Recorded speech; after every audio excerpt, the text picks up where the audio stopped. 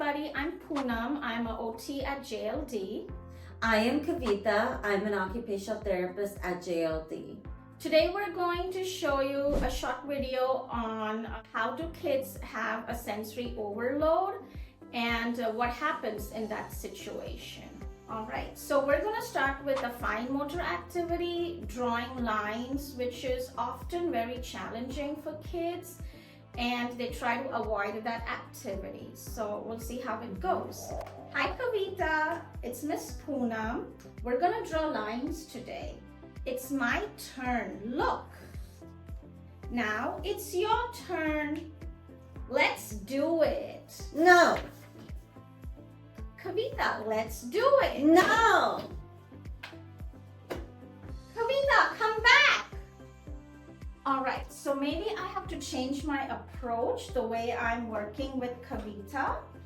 First, we start with lowering our voice. Kavita, are you okay? Do you need a break? Look, I have a ladybug and I have a poppet. What do you want? So you give some time for the kid to process all the information, because I was giving her so much information at the same time. And I was using very long sentences when I could have just made, said just single words like, let's do it, or lines. So it's hard for her to process so many things, which ends up into an overload of auditory output, which made her avoid the task, run away, which we call as elopement, and then have an episode of dysregulation, wherein her sensory system just could not take so much input that she was getting. So now I'm helping her to calm herself down by giving her some sensory strategies. Very good, Kavita. Are you ready now? Yeah. All right, let's go. Look, I have a cushion. You can sit on this cushion and see how it feels. Wow. Do you like it? I like it. So the importance of sitting at a table is where we would want to have both of our feet on the ground and our torso upright and our arms, both of our arms laid on the table in parallel position. This is an important posture to use during handwriting skills, any tabletop activities, anything that is off in terms of your posture. If you're slouching, if your feet is like on the chair, your handwriting is going to be impacted. Anything that you do at the table is going to be impacted. So it is very important to make sure that we have our feet on the ground, as well as possibly using a seat cushion like I just did to give you enough sensory input To help you focus. to help you focus and increase your attention on the tasks. You also want the table and the chair at the height of the child, because if the chair or table is too low or too high, the child may have to overreach with their shoulder to write, which can affect their grasp and their handwriting as well. Kavita, do you want to try the ball while you sit at the table if the chair is too high? Yeah, let's do it. So you want to get the child ready for the activity.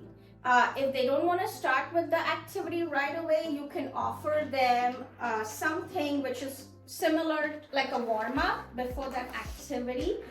Wow, look what I have here. But Miss Poonam, the table's too high for me. Let's sit on the floor. Do you want that? Yeah, let's Okay, do let's it. do it. So if your child wants to lay on the floor or lay on the ball, that's totally fine as long as their shoulders are upright. So before the actual handwriting task, I'm going to use a magnetic maze pencil, which also helps in their grasp. Look, Kavita, you have, which color would you like, yellow or red? I want yellow. All right, I have a red. Let's do it together. So I'm at the same level with the child And I'm modeling for the child so the child doesn't feel like I'm giving commands one after another and telling the child, do this, do that. All right, Kavita, let's do it. Your turn.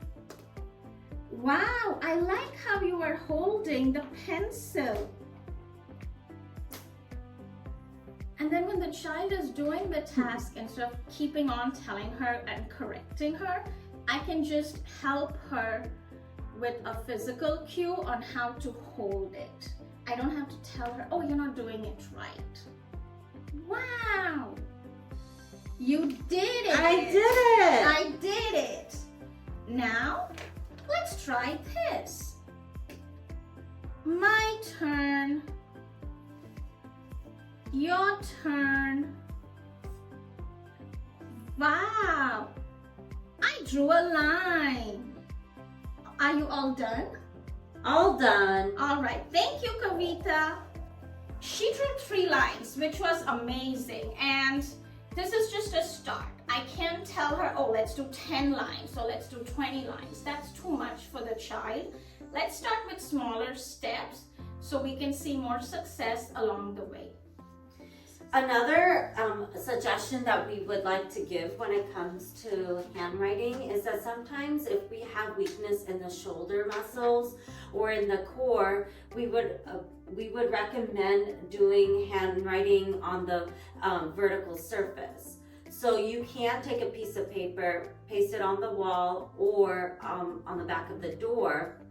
Or even use a slant board. Yes, and the slant board can also be used also while you're laying down in prone position on the floor.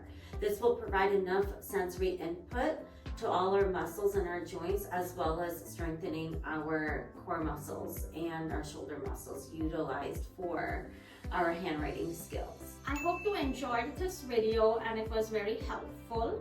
Thank you so much for watching. Have a nice day. Bye.